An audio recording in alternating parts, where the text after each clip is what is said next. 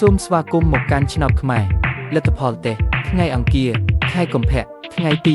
3ជីវ Channel ចូលចិត្តនិងចែករំលែកវីដេអូសូមអរគុណសម្រាប់ការទស្សនា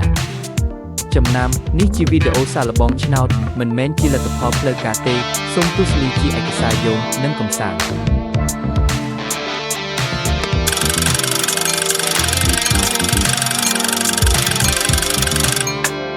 រង្វាន់ទី1 1 3 9 7 3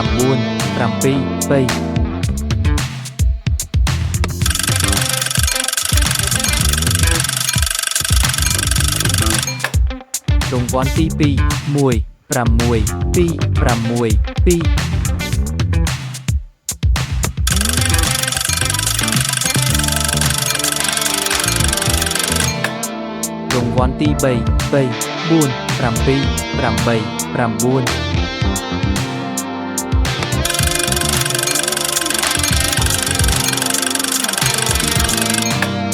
រង្វាន់ទី4 7 2 1 2 9